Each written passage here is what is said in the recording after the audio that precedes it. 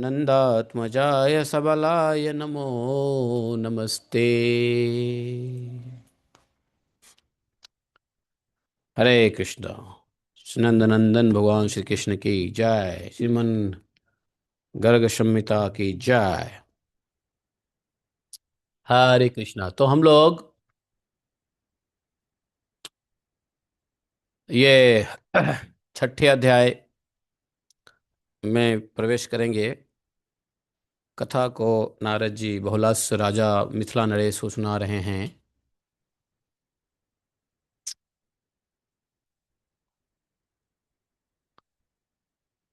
Shri Narad watch.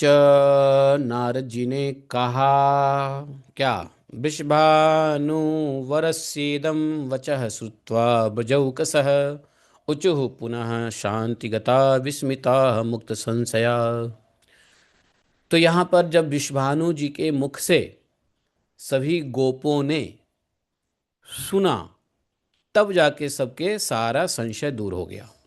अकेले नंद बाबा के कहने से संशय दूर नहीं हुआ था। जब यही बात विश्वानु बाबा ने कहा, तब जाकर के सभी गोपों का संशय दूर हो गया और उनके मन में बड़ा विस्मय हुआ, आश्चर्य हुआ। गोप बोले, गोपाः ऊचुः समीचीनम। अच्छा, वरो राजन राधेयम तू हरि प्रिया, तत्प्रभावेन ते दीर्घम वैभवम दृश्यते बुभि। आपका कथन सत्य है, समीचीनम। निश्चय ही यह राधा श्री हरि की प्रिया है। इसी के प्रभाव से भूतल पर तुम्हारा वैभव अधिक दिखाई देता है वृषभानु बाबा। हजारों मतवाले हाथी, करोड़ों चंचल घोड़े तथा देवताओं के विमान सदृश करोड़ों सुंदर रथ और शिविकाएं तुम्हारे यहाँ सुशोभित होती है। इतना ही नहीं, स्वर्ण और रत्नों के आभूषणों से विभूषित कोटि कोटि मनोहर गौवें, विचित्र भवन, नाना प्रकार के मणिरत्न, भोजन पान आदि का सर्वविध सौख्य, यह सब इस समय तुम्हारे घर में प्रत्यक्ष देखा जाता है। तुम्हारा अद्भुत बल देखकर कंस भी पराभूत हो गया। मतलब जानते हो, बरसाना में कंस भी नहीं आता था, है कि नहीं? तो बरसाने में कंस नहीं आता था, क्यों? राधा रानी की वजह से है। लेकिन हाँ, वही बात गोप लोग कह रहे हैं कि मतलब कंस भी तुम्हारे बल को देख करके पराभूत हो गया है, राधा रानी की वजह से। तो गोपों ने कहा कि हे महावीर। महावीर किसको कहा? विश्वभानु जी को। क्योंकि विश्वभानु के नगरी में कंस का कुछ नहीं चलता था, राधा रानी की वजह से। कहते हैं ना, सब काम हो रहा है, हैं, सब हाँ हाँ आपकी कृपा से। तो राधा रानी के पास से जो है ऐसा था। बोले कि तुम कान्यकुब्ज देश के स्वामी साक्षात राजा भल नंदन के जमाता हो। जमाता मतलब दामाद हो। अ, जो माता कीर्ति थी ना, कीर्ति, वो कानकुब्ज देश से आई थी ब्याह करके। कुबेर के समान कोषाधिपति तुम्हारे समान वैभव नंदराज के घर में कहीं नहीं है।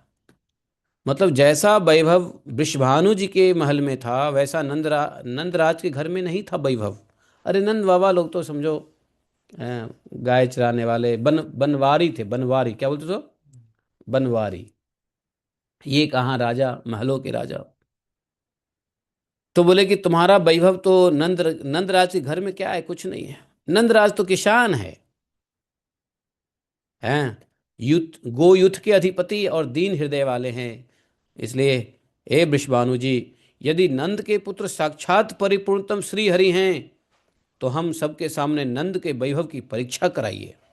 अब लो, तीसरी बात आ गई कि यदि यदि यदि वास्तव में नंद का छोड़ा, हाँ, परिपूर्णतम भगवान श्री कृष्ण ही है, तो फिर हम लोग के उनके वैभव का परीक्षा तो कराइए, इसी बहाने कुछ एग्जामिनेशन हो जाए।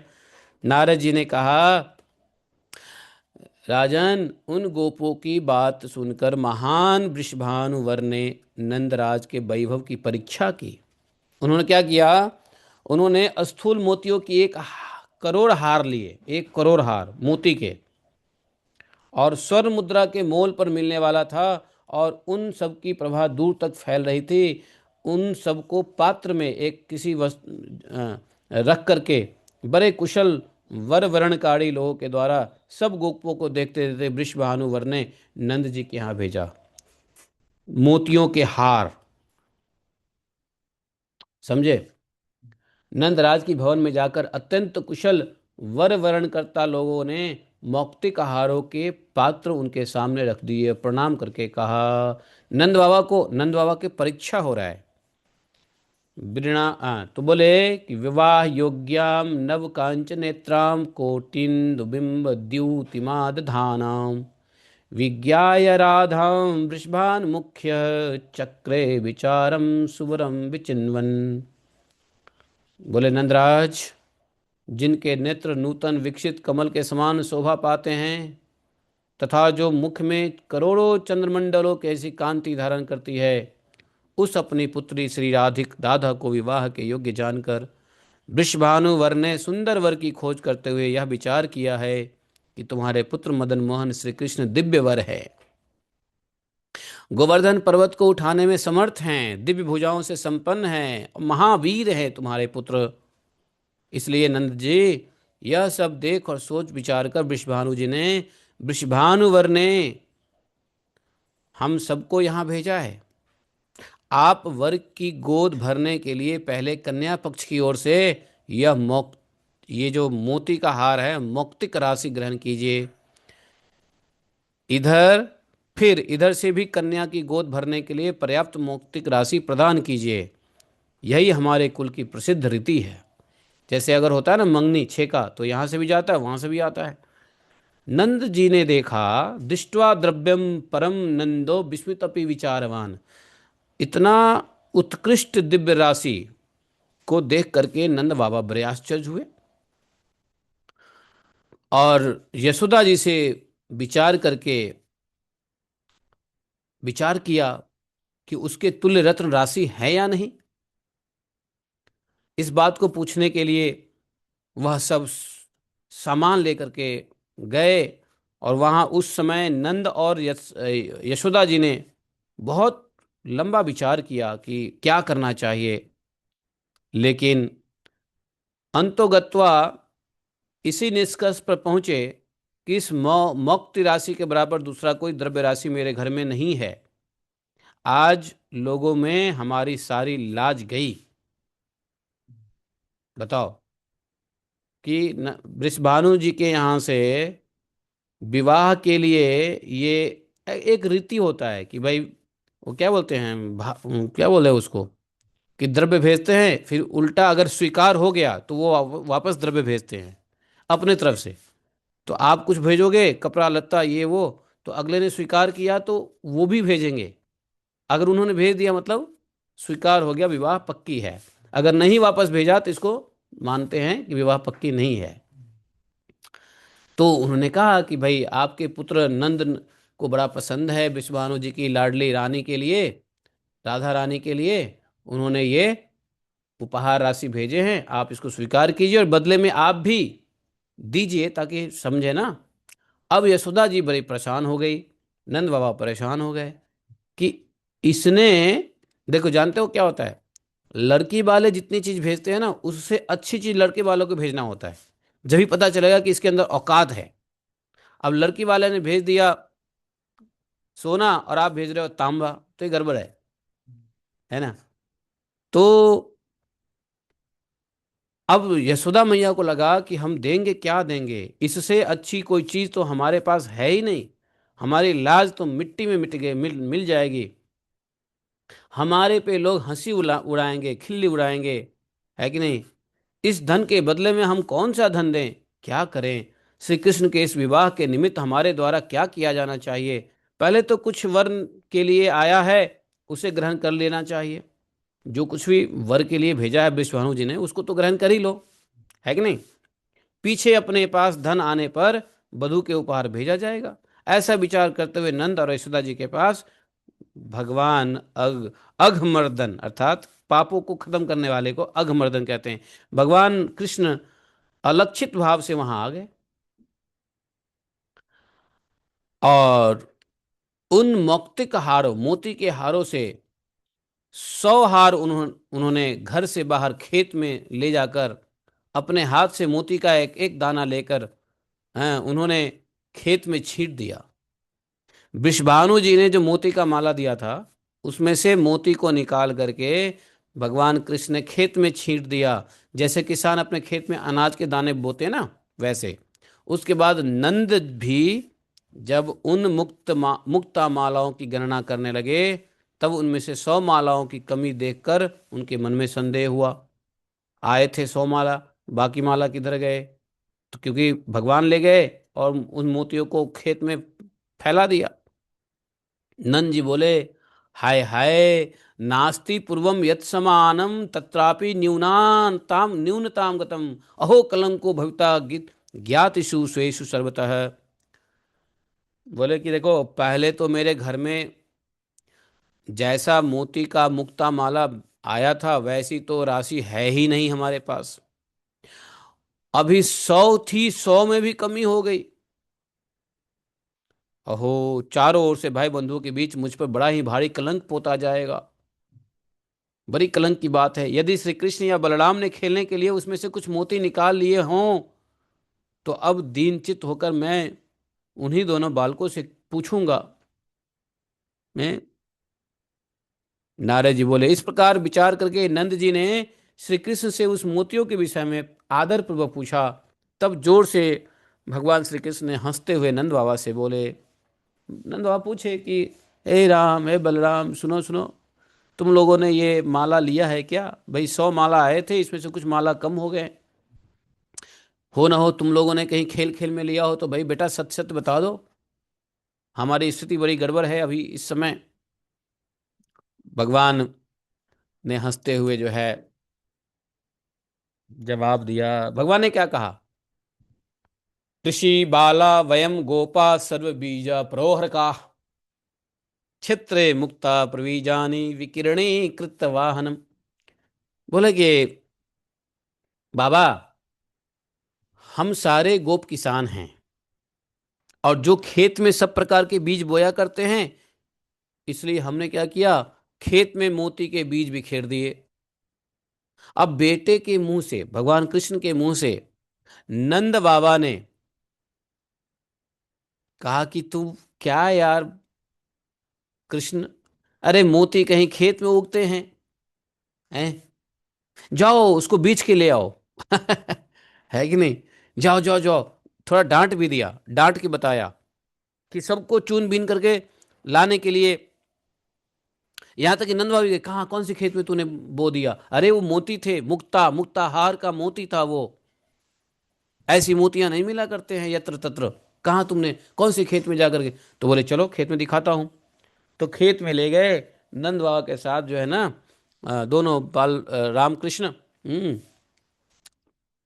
अब क्या हुआ, जब नंद बाबा गए उस खेत में जिस खेत में बीज समझ के भगवान ने, नंद बाबा ने देखा कि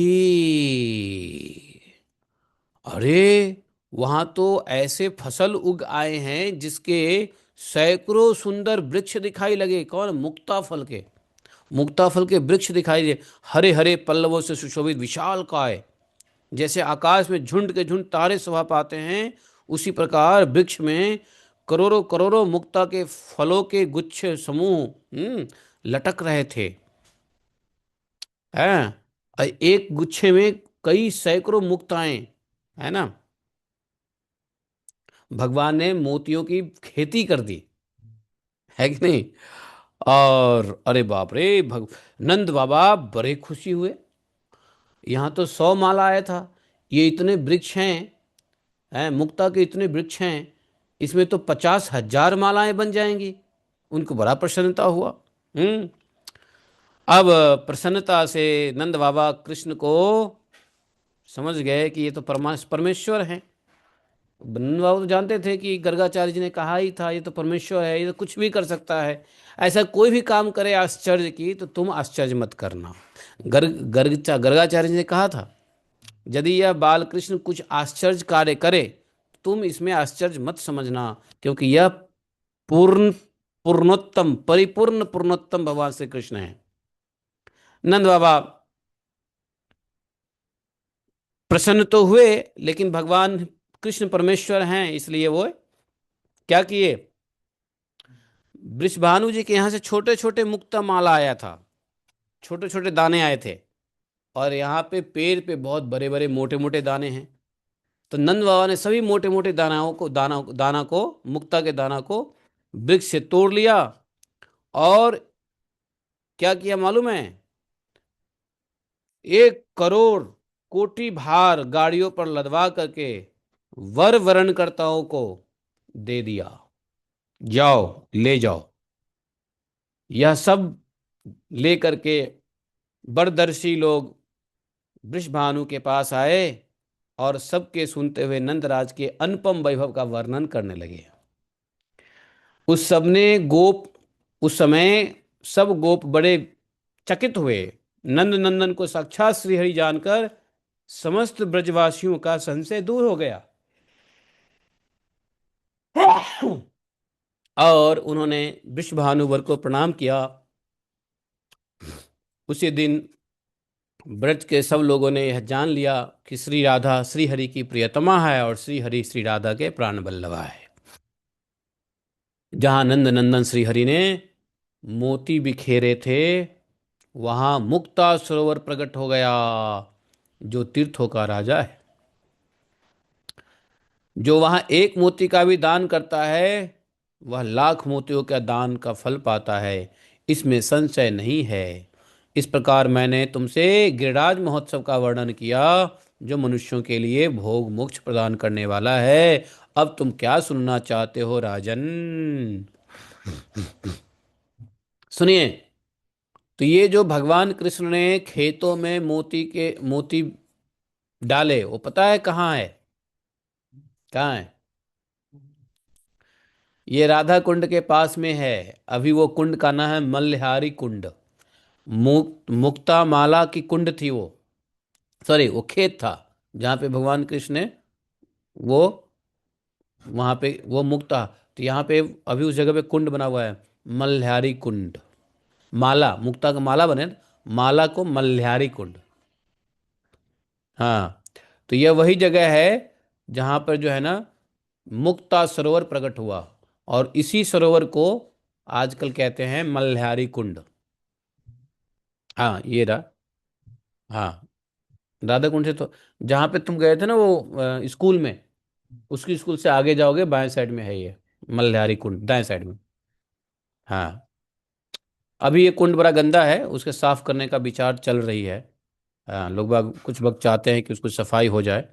तो मल्हारी कुंड राधा कुंड पे ही है, यही मुक्ता सरोवर प्रकट हुआ। तो कहते हैं कि यहाँ पर यदि एक मोतियों का दान करते हो, लाख मोतियों का दान का फल मिलता है खैर, इस प्रकार से जो है गोप लोगों को समझ में आ गया भगवान कृष्ण परमेश्वर ही है। वैसे तो गोवर्धन उठा लिया तो समझ में आ ही गया, अविश्वसनीय कार्य किया। ऊपर से जब वृषभानु जैसे धनी व्यक्ति के भेजे गए मोतियों से भी अच्छे बड़े मोती, उन्होंने जब हजारों सैकड़ों कोटि गुना अधिक भेजा, ये तो 100 मालाएं भेजे थे, उन्होंने तो करोड़ों मालाओं जितने मोतियां इकट्ठा करके छकड़े पे लदवा के बरसाने भिजवा दिया। तो इस प्रकार से अ,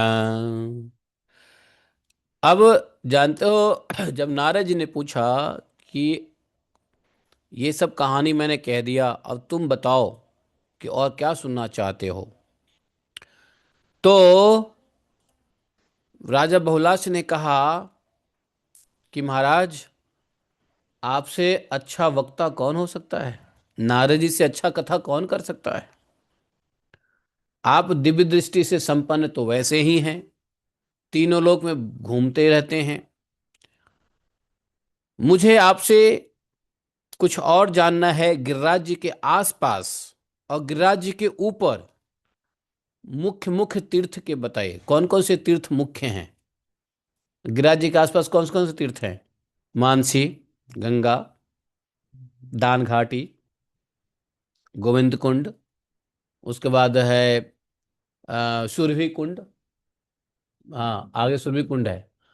हरजी कुंड, रुद्र कुंड, मुखारविंद हैं, और राधा कुंड, श्याम कुंड, मल्हारी कुंड, कुसुम सरोवर, उद्धव कुंड। ये सब गिरिराज जी के चारों तरफ तीर्थ है। तो इसके बारे में बताइए कि गिरिराज जी के ऊपर में कौन कौन से तीर्थ हैं और गिरिराज जी के आसपास में कौन कौन से तीर्थ हैं। मैं उन सभी तीर्थों के बारे में डिटेल जानना चाहता हूँ, विस्तार रूप से जानना चाहता हूँ। तो अगले अध्याय में नारद जी ने उन सभी तीर्थों का वर्णन किया है जो गिरिराज जी के आसपास में स्थित है।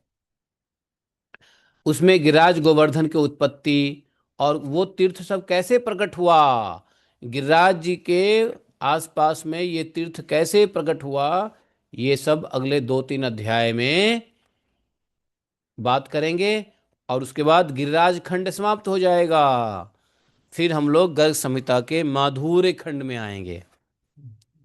हाँ, ये खंड ये समाप्त हो जाएगा, माधुर्य खंड में आएंगे। तो हम लोग यहाँ पे आज रुक जाते हैं। मुझे मथुरा नगरी जाना है। और हो सके तो जन्मभूमि का भी दर्शन करूंगा आज।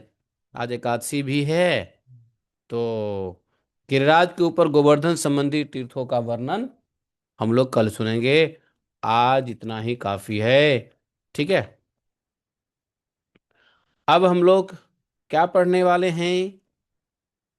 ओम नमो गोवर्धनोद्धारणाय गोविंदाय गोकुलनिवासाय गोपालाय गोपालपतये गोपीजन भर्त्रे गिरिगजोद्धत्रे करुणानिधाने जगद्विधे जगन्मंगलाय जगन्निवासाय जगन्मोहनाय कोटिमन्मथन्वताय वृषभानुसुतावराय श्रीनन्दराजकुलप्रदीपाय श्रीकृष्णाय परिपूर्णतमाय तम असंख्य ब्रह्मांडपतये गोलोकधामधीशनाधिपतये स्वयं भगवते सबलाय नमस्ते नमस्ते नमस्ते। तो हमने भगवान को नमस्कार किया।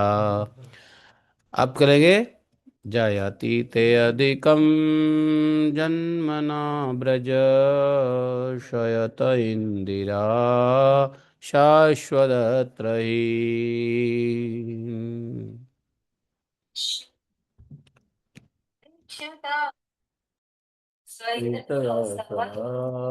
तां विचिन्वते उदाशये साधुजात सा